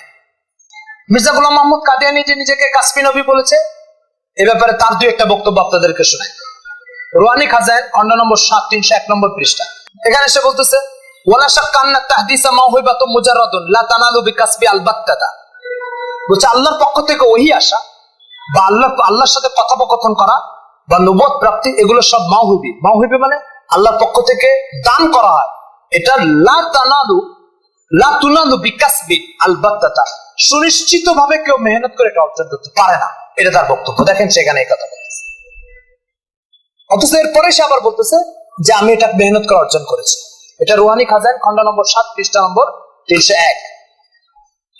নবুয়ত যে খতম আর কোন নবী হুজুর সাল্লাল্লাহু আলাইহি ওয়াসাল্লামের পর আসবে না, এটাও তার 1901 সালে নবুয়ত দাবি করার আগে সর্বদাই বক্তব্য ছিল এবং সে কাফিরও বলেছে যে ব্যক্তি নবুয়তের দাবি করবে। তার একটা দৃষ্টান্ত আপনাদেরকে দেখায়, রুহানি খাজাইন খন্ড নম্বর 717 174 নম্বর পৃষ্ঠা। नबूवत को आ हजरत सल्लल्लाहु अलैहि वसल्लम पर खत्म कर चुका है, नबूवत को आ हजरत सल्लल्लाहु अलैहि वसल्लम पर खत्म कर चुका है। এটা মির্জা গোলাম মোহাম্মদ কাদিয়ানীর বক্তব্য। আপনারা দেখেন যে হুজুর সাল্লাল্লাহু আলাইহি ওয়াসাল্লামের উপরে নবুয়তকে খতম করে দেওয়া হয়েছে, তার বক্তব্য এটা। তখনকার বক্তব্য 1901 সালের আগের বক্তব্য এটা। আচ্ছা, এই হচ্ছে তার বক্তব্য যে রাসূল সাল্লাল্লাহু আলাইহি ওয়াসাল্লাম শেষ নবী।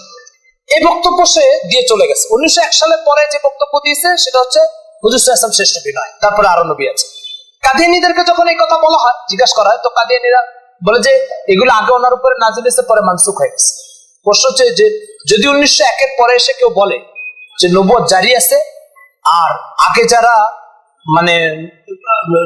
বলে যে নবুয়ত বন্ধ হয়ে গেছে তারা কাফের, এই কথা যদি বলে তার অর্থ হচ্ছে 1901 সালের আগে মির্জা কাদিয়ানী নিজে কাফের ছিল। যদি কেউ বলে যে নবুয়ত বন্ধ হয়ে গেছে আর নবুয়ত জারি হতে পারে না, এই কথা যে বলবে তাহলে সে মির্জা গোলাম মোহাম্মদ কাদিয়ানী 1901 সালের আগে কি ছিল? কাফের ছিল, কারণ সে নবুয়ত খতম হয়ে গেছে বলে বিশ্বাস করতো। আর 1901 সালের আগে সে বলেছে যে ব্যক্তি মোহাম্মদ সাল্লাল্লাহু আলাইহি ওয়াসাল্লামের পরে কোন নবীকে আসে বলে বিশ্বাস করে সে কাফের, তাহলে তার আগের বক্তব্য অনুযায়ী 1901 সালের পরে সে কাফের, তাহলে পরের বক্তব্য অনুযায়ী 1901 সালের আগে কাফের, আর আগের বক্তব্য অনুযায়ী 1901 সালের পরে কাফের। ঠিক আছে? আর কাফের কোনোদিন নবী হতে পারে না। কাফের কি হতে পারে না? নবী। এক কাদিয়ানীকে জিজ্ঞেস করলাম, আচ্ছা মোহাম্মদ সাল্লাল্লাহু আলাইহি ওয়াসাল্লাম যদি এরকম নবী হয় যে তার আনুগত্য তার একজন নবী হয়ে যাচ্ছে, তো মির্জা গোলাম আহমদ কাদিয়ানীর বক্তব্য হচ্ছে যারা আমাকে বিশ্বাস করে না তারা কাফের, জাহান্নামে যাবে। যারা আমাকে বিশ্বাস করে না তারা কি? কাফের, জাহান্নামে যাবে। এটা তার একাধিক জায়গায় বক্তব্য আছে। আপনার তাসকিরার ভিতরে তার একটা বই আছে, তাসকিরার ভিতরে 502 নম্বর পৃষ্ঠায় সেই কথা বলছে যে আমাকে যে বিশ্বাস করে সে কাফের। প্রশ্ন হচ্ছে মুহাম্মদ সাল্লাল্লাহু আলাইহি ওয়াসাল্লামকে তোমাকে বিশ্বাস না করলে যদি কাফের হয়ে যায়, তাহলে মুহাম্মদ সাল্লাল্লাহু আলাইহি ওয়াসাল্লামের জন্য যে কালিমা তয়বা পড়ি, লা ইলাহা ইল্লাল্লাহু মুহাম্মাদুর রাসূলুল্লাহ, এই কালিমার আর কি অর্থ হলো? এটা তো কালিমার কোনো অর্থ নাই, কালিমা বাতিল হয়ে, তাই না? যে শুধু এই কালিমার পরে যদি আবার নতুন করে কিছু বিশ্বাস করতে তাহলে কালিমার কোনো অর্থ আছে? তো প্রশ্ন হচ্ছে যে মুহাম্মদ সাল্লাল্লাহু আলাইহি ওয়াসাল্লামের আনুগত্য দ্বারা নবুয়ত লাভ হচ্ছে, কিন্তু মুহাম্মদ সাল্লাল্লাহু আলাইহি ওয়াসাল্লামকে স্বীকার করার দ্বারা যে নাজাত মিলতেছে না, এটা কেমন কথা? মুহাম্মদ সাল্লাল্লাহু আলাইহি ওয়াসাল্লামের আনুগত্য করে দ্বারা একজন কি হচ্ছে? নবী হয়ে যাচ্ছে, তাই না? আর মুহাম্মদ সাল্লাল্লাহু আলাইহি ওয়াসাল্লামকে স্বীকার করার দ্বারা একজন জান্নাতে যেতে পারতেছে না, এটা কেমন কথা? আমি হুজুরকে স্বীকার করলাম যে হুজুর সাল্লাল্লাহু আলাইহি ওয়াসাল্লাম শ্রেষ্ঠ নবী, আমি বিশ্বাস করলাম, তাহলে আমার তো জান্নাতে চলে যাওয়ার কথা। কেন? বলে তার আনুগত্য দ্বারাই যদি একজন লোক নবী হয়ে যেতে পারে, তাহলে তার আনুগত্য দ্বারা জান্নাতে যেতে পারবে না কেন? এই প্রশ্নের কোনো জবাব নেই কাদিয়ানীদের কাছে। আচ্ছা, এরপর একটা বিষয় হচ্ছে যে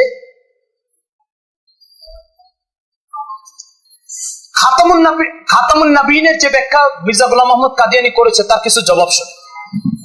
মির্জা গোলাম আহমদ কাদিয়ানী তার বংশ বা পারিবারিক পরিচিতি দিতে যায় রুহানি খাজাইনের 15 নম্বর পৃষ্ঠা 479 নম্বর পৃষ্ঠা এক জায়গায় বলতেছে, সে তার পারিবারিক পরিচিতি দিতে যায় যে আমি হচ্ছে খাতামুল আওলাদ। খাতামুল আওলাদ মানে আমি আমার পরিবারের সর্বশেষ সন্তান, আমার পর আর কোনো সন্তান নেই। জিল্লি সন্তান, বুরুজি সন্তান, কাসবি সন্তান, কোন সন্তান। তো খাতামুল আওলাদের অর্থ উনি ওখানে করেছেন, খাতামুল আওলাদ মানে আখিরুল আওলাদ, আমি শেষ সন্তান, আমার বাবার আমার পরে আর কোনো সন্তান আসে। এই যেখানে দেখেন বলছে যে ও খাতামুল আওলাদ हो, यानी उसकी मौत के बाद कोई कामिल इंसान किसी औरत के पेट से ना निकले। বলছে আমি শেষ সন্তান, আমার পরে আমার মায়ের পেট থেকে আর কোনো সন্তান আসে না। এই জন্য সে কি শব্দ ব্যবহার করছে? খাতিমুল আওলাদ, তাই না? তো খাতিমুল আওলাদের অর্থ যদি শেষ সন্তান হয়, তো খাতিমুল নবীনের অর্থ শেষ নবী হতে কি সমস্যা? তো খাতাম শব্দের যত জায়গায় তিনি ব্যাখ্যা করেছেন সব জায়গায় শেষ ব্যাখ্যা করেছেন, শুধু খাতামুল নবীন কোরআন মাজিদে যখন আসছে তখন ব্যাখ্যাটা উল্টাই দিয়েছে। রুহানি খাজাইন খন্ড নম্বর 17 127 নম্বর পৃষ্ঠা, এখানে তিনি আরেক জায়গায় খাতামুল আউলিয়া শব্দ ব্যবহার করেছেন। খাতামুল আউলিয়া পৃষ্ঠা নম্বর 127 17 নম্বর খন্ড, এখানে তিনি বলতেছেন যে ও ইস উম্মতকে খাতামুল আউলিয়া, মানে তিনি বলতেছেন যে এই উম্মতের শেষ আউলিয়া হচ্ছে আমি। তো এখানে তিনি খাতামুল আউলিয়া শব্দ ব্যবহার করে শেষ ওলি হিসেবে দাবি করতেছেন, কিন্তু খাতামুল নবীন বলে শেষ নবী হওয়ার দাবি এটা অস্বীকার করতেছে। যত জায়গায় খাতাম শব্দ ব্যবহার করছেন সব অর্থ আখির, শেষ, কিন্তু যখন কোরআন মাজিদে সূরা আহজাবে খাতামুন নবিয়্যিন শব্দ আসছে সেখানে খাতামের ব্যাখ্যা উল্টা। এরপরে মির্জা গোলাম মোহাম্মদ কাদিয়ানী যে খাতামুন নবিয়্যিনের ব্যাখ্যা যেটা উনি করেছেন যে নবী হওয়ার সিল মেরে দাও, যে মুহাম্মদ সাল্লাল্লাহু আলাইহি ওয়াসাল্লাম নবী হওয়ার কি করে? সিল মারে। আচ্ছা বুঝলাম, সিল মারে। হুজুর সাল্লাল্লাহু আলাইহি ওয়াসাল্লামের পরে কতজন নবী আসছে? তো মির্জা গোলাম মোহাম্মদ কাদিয়ানী যখন এই প্রশ্নের সম্মুখীন হয়েছে তখন তিনি বলছেন হুজুরের পরে কিয়ামত পর্যন্ত একজনই নবী, সে হচ্ছে আমি। কারণ আরেকজন যদি দাবি করে তো ইসলামের ইতিহাসে মির্জা কাদিয়ানীর আগে যারা নবুয়তের দাবি করছে তখনকার ইসলামের শাসন তাদেরকে হত্যা করে দিয়েছে, ঠিক আছে? তো যখন হত্যা হয়ে গেছে, মৃত্যু প্রমাণিত হওয়ার পরে, তাহলে তো তাদেরকে নবী বলতে পারে। আর পরে কি আসবে দুনিয়াতে নবী হিসাবে, এটার নাম তো আন্দাজে বলা যায় না। এখন কি করবে? তো এখন বাধ্য হয়ে বলছে যে একজনই আসছে মুহাম্মদ সাল্লাল্লাহু আলাইহি ওয়াসাল্লামের পরে, সে হচ্ছে আমি। কি সে কোথায় দাবি করছে দেখেন, খন্ড নম্বর 22 406 নম্বর পৃষ্ঠা বলছে যে পাস ইস ওয়াজহ সে নবী কা নাম পানে কে লিয়ে मैं ही मखसूस किया गया, আমাকে একমাত্র খাস করা হয়েছে নবীর নাম পাওয়ার জন্য, এই উম্মতের আর কেউ এই নাম পায় না। দেখেন আপনারা রুহানি খাজাইন খন্ড নম্বর 22, হ্যাঁ, এখানে সে এই দাবি করতেছে যে এই উম্মতের ভিতরে আমি একমাত্র নবী।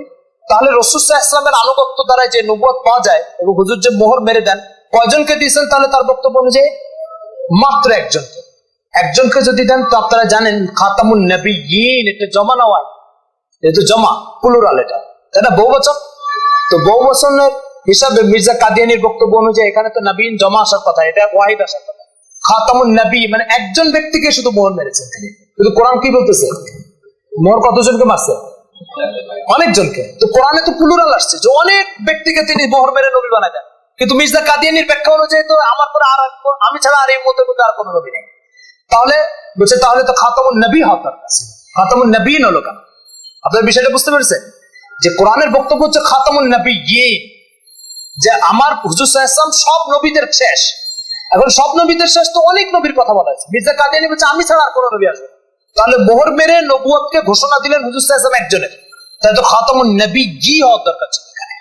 জমা বা প্লুরাল হলো কেন? সুতরাং এই প্রশ্নের কোনো জবাব নেই কাদিয়ানি। তো মির্জা কাদিয়ানি যেখানে কোনো সিদ্ধান্ত দেয় এইভাবে ফেসে যায়। সে এক মহিলাকে বিয়ে করার ঘোষণা দিচ্ছে। একজন জিজ্ঞেস করছে আপনার কাছে কি অতি সম্প্রতি কোনো ওহী আসছে? বলে আসছে। কি ওহী আসছে? বলছে ওহী আসছে বিক্রিন সাইয়্যিব। তো বলছে বিক্রিন সাইয়্যিবুন মানে? বলছে একজন কুমারী মেয়ে আর একজন বিধবা মেয়ে, তাকে আমি বিয়ে করবো। আচ্ছা ভালো কথা। তো বিধবা কুমারীকে তো বিয়ে করছে নুসরাত জাহাঁ বেগম, বিধবাকে বলে দেখবা কদিন পরে বিয়ে করবো, তার নাম মোহাম্মদী বেগম। মোহাম্মদী বেগমের বাবার নাম হচ্ছে আহমদ বেগ, তাকে বিয়ের প্রস্তাব দিছে, তোমার একটা মেয়ে আছে তাকে বিয়ে দাও। যে দুঃসম্পর্কে আত্মীয় ছিল, খুব ক্ষুব্ধ হয়েছে, ক্ষুব্ধ হয়ে তাড়াতাড়ি তার মেয়েকে আরেক জায়গায় বিয়ে দিছে। এখন সে ভবিষ্যৎবাণী ঘোষণা করছে এই মেয়ে ওই মেয়ের বাপ সব ধ্বংস। এখন মানুষ কিছুদিন পর পর যে জিজ্ঞেস কই আপনি যে ধ্বংস হওয়ার কথা বলেন, কই ধ্বংস তো হলো না? তারপর আপনি বলেছেন যে ওকে আমি বিয়ে করবো, তো কই এখনো বিয়ে করলেন না? বলে অপেক্ষা করো, এখনো সময় আছে। এই সময় আছে বলে বলে 1908 সালে মারা গেছে। তার ছেলে মির্জা বশিরউদ্দিন মাহমুদ এদেরকে জিজ্ঞাসা করা, তোমার বাবা একটা ভবিষ্যৎবাণী করেছিল মোহাম্মদী বেগমকে বিয়ে করবে, তো বিয়ে তো করতে পারলো না।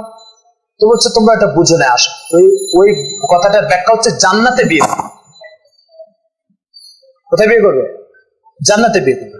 এখন মির্জা বশিরউদ্দিন মাহমুদকে জিজ্ঞেস করা, আচ্ছা জান্নাতে বিয়ে করবে, মোহাম্মদী বেগম সে তো তোমার বাবাকে কোনোদিন বিশ্বাস করে না, বলছে এটা প্রতারক ভণ্ড। তো প্রতারক ভণ্ড যে বলে তোমার বাবাকে, তোমার বাবার বক্তব্য অনুযায়ী সে জাহান্নামে যাবে, তো জান্নাতে বিয়ে করবে কিভাবে? তারে যে কথা বলছে বাস ফাবুইতাল্লাযী কাফার। তাহলে হয় ওকে বিয়ে করতে হলে তোমার বাবাকেও জাহান্নামে যেতে হবে, আর না তো তোমার এই কথা মিথ্যা প্রমাণিত করো যে আমাকে অবিশ্বাস করলে সে জাহান্নামে যাবে, এই কথা মিথ্যা। আমাকে অবিশ্বাস করলে জান্নাতে যাবে, তারপরে জান্নাতে বিয়ে হবে, হয় এই কথা বলো, আর তো এই কথা বলো যে আমিও জাহান্নামে যে তাকে বিয়ে করবো। তো মির্জা গোলাম মোহাম্মদ কাদিয়ানি সে ভবিষ্যৎবাণীটা অপূর্ণ রয়ে গেল। কাদিয়ানিদের কাছে আজও এটার কোনো জবাব নেই। আশ্চর্যের কথা হচ্ছে তারপরে জালিমকে নবী মনে করে। মির্জা গোলাম মোহাম্মদ কাদিয়ানির কাছে খাতামুন নবীনের একটা ব্যাখ্যা আছে, একটা যে খাতামুন নবীন মানে পূর্বেকার নবীদের তিনি শেষ, পরের নবীদের শেষ। কথাটা কি বুঝতে পারলাম? আগেরকার যত নবী চলে গেছে মুসা ঈসা এদের উনি শেষ, কিন্তু পরে যদি কোনো নবী আসে তাদের তিনি শেষ নয়। কথাটা কি বোঝা গেছে? এটা একটা ব্যাখ্যা আছে। তো এই ব্যাখ্যার অর্থ হচ্ছে যে তাহলে মুসা আলাইহিস সালামও খাতামুন নবীন হয়েছে, কেন উনি ওনার আগে যারা ছিল তাদের শেষ। ঈসা আলাইহিস সালামও খাতামুন নবী, কেন উনি ওনার আগে যারা ছিল তাদের শেষ। অথচ রাসূল সাল্লাল্লাহু আলাইহি ওয়াসাল্লাম বুখারীর এক হাদিসে আছে যে আল্লাহ তাআলা আমাকে 7টা বৈশিষ্ট্য দান করেছে, তার ভিতরে একটা বৈশিষ্ট্য হচ্ছে খুতিমা বিয়ান নবিয়্যু, আমি সর্বশেষ নবী। এটা আমার বৈশিষ্ট্য, আর কারো বৈশিষ্ট্য না। শুধু আমার বৈশিষ্ট্য যদি হয় তাহলে এটা মুসার হতে পারবে না, ঈসার হতে পারবে না। ফলে আপনি যে ব্যাখ্যা দাঁড় করাচ্ছেন সে ব্যাখ্যা অনুযায়ী তো হুজুরের একটা বৈশিষ্ট্য হচ্ছে, এটা তো মুসা হতে পারে, ঈসা হতে পারে। শুধু এখানে আরেক দাজ্জালি করা হয়েছে। মির্জা সাহেবের একটা কবিতা আছে, কবিতা হচ্ছে করম খাকি হো মেরে প্যারে না আদম জাদ हो बशर की जाए नफरत और इंसान के आर। নুরানি খাজান 21 নম্বর খন্ডে 127 নম্বর পৃষ্ঠা। কবিতার অর্থ বলি আপনাদের। বলছে যে হে প্রিয়, আমি তো কোনো আদম সন্তান নই, আমি একটা মাটির স্তূপ। এই যে আপনারা দেখেন এই কবিতাটা,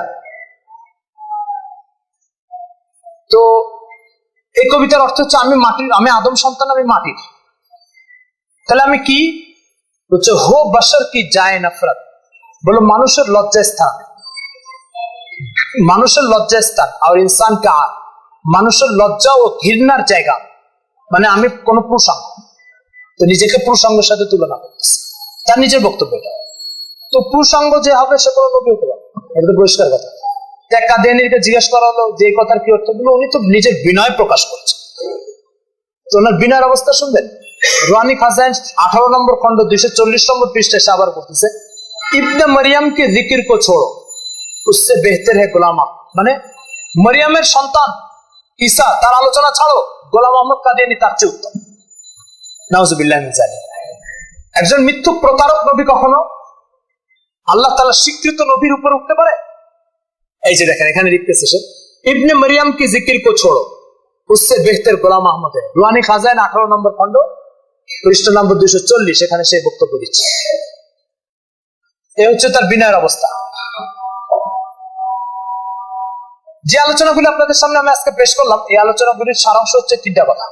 1 নম্বর কথা হচ্ছে খতমে নবুয়ত এটা ইসলামের অকট্টভাবে প্রমাণিত বিষয়। আমি একজন পুরুষ মানুষ, এটা যেমন অকট্টভাবে আমার কাছে পরিষ্কার।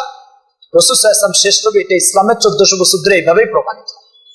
2 নম্বর বিষয় হচ্ছে রাসূল সাল্লাল্লাহু আলাইহি ওয়াসাল্লামের পরে কোন ব্যক্তি যদি নিজেকে কোন ধরনের নবুয়তের দাবি করে, তাহলে হযরত আবু বকর রাদিয়াল্লাহু তাআলা আনহু থেকে নিয়ে উম্মতের শেষ সদস্য পর্যন্ত প্রত্যেকের কাছে প্রমাণিত সে ইসলাম থেকে বেরিয়ে মুরতাদ হয়ে গেছে, কাফের হয়ে গেছে। এটাতে ইসলাম কোন মুসলমানের কোন সন্দেহ 1400 বছর ধরে ছিল না, এখনো নাই। 3 নম্বর বিষয় হচ্ছে মুহাম্মদ সাল্লাল্লাহু আলাইহি ওয়াসাল্লামকে বিশ্বাস করে নবী হোক আর মুহাম্মদ সাল্লাল্লাহু আলাইহি ওয়াসাল্লামকে অবিশ্বাস করে নবী হোক, যাই হোক না কেন, ইসলামের মধ্যে তার কোনো জায়গা নেই। মির্জা গোলাম আহমদ কাদিয়ানী ব্রিটিশদের দ্বারা প্ররোচিত হয়ে 1901 সালে নবুয়তের দাবি করে সমস্ত মুসলিম উম্মার দৃষ্টিতে ইসলামের সীমানা থেকে বেরিয়ে গেছে। বেরিয়ে সে তার নতুন এক দল কায়েম করেছে। সেই দলের ব্যাপারে একটা শেষ কথা হচ্ছে যে হযরত মুসা আলাইহিস সালামের জামাত, যে ইহুদিদের জামাত, সেই জামাত থেকে একদল বেরিয়ে ঈসা আলাইহিস সালামকে নবী মনে করবে, তাই না? তো তারা কি এখন ইহুদি না খ্রিস্টান? খ্রিস্টান। খ্রিস্টানদের থেকে একটা দল বেরিয়ে মুহাম্মদ সাল্লাল্লাহু আলাইহি ওয়াসাল্লামকে নবী দাবি করে, নবী বিশ্বাস করে। এখন কি তারা ইসলামের অনুসারী না খ্রিস্টানদের অনুসারী? ইসলামের অনুসারী। তো মুহাম্মদ সাল্লাল্লাহু আলাইহি ওয়াসাল্লামের পরেও যদি একজন ব্যক্তিকে কেউ নবী হিসেবে বিশ্বাস করে, সে কি ইসলামের অনুসারী থাকবে না নতুন ধর্ম হবে? কায়দা তো তাই বলে তার নতুন ধর্ম হওয়া উচিত। কিন্তু দুঃখের বিষয় হচ্ছে এই জামাত পিছনের এই উসুলকে লঙ্ঘন করে নিজেদেরকে মুসলমান আর ইসলামের অনুসারী বলে দাবি করতেছে। এই হচ্ছে অবস্থা। এই জন্য তামাম উম্মতে মুসলিমার দৃষ্টিতে কাদিয়ানীরা ইসলাম থেকে বেরিয়ে গেছে এবং তাদের সমস্ত প্রকার কর্মকাণ্ড এটা ইসলামের নামে চালানো একটা প্রতারণামূলক এবং জালিয়াতিমূলক এবং কোরআন ও সুন্নাহর ভিতরে চরম বিকৃতি সাধন করে 1400 বছর ধরে চলে আসা লুগাত ও ডিকশনারির বক্তব্যকে উপেক্ষা করে, তারপরে মুহাদ্দিসিন ও ফুকাহা ইকরামের বক্তব্যকে উপেক্ষা করে নিজেকে নবী হিসাবে দাবি করা, এটা ইসলাম, কোরআন ও সুন্নাহর সাথে একটা চরম প্রতারণামূলক আচরণ, যে আচরণের কারণে পৃথিবীর সমস্ত মুসলমানদের কাছে এই জামাত অমুসলিম বলে স্বীকৃত। কোন মুসলমান এদেরকে, কোন মুসলমান, কোন আলিম, পৃথিবীর একজন আলিমও কাদিয়ানীদেরকে মুসলমান মনে করে না। এই হচ্ছে আজকের আলোচনার সারাংশ। আল্লাহ তাআলা আমাদের সবাইকে খতমে নবুয়তের বিশ্বাস নিয়ে দুনিয়া থেকে বিদায় নেওয়ার তৌফিক দান করেন।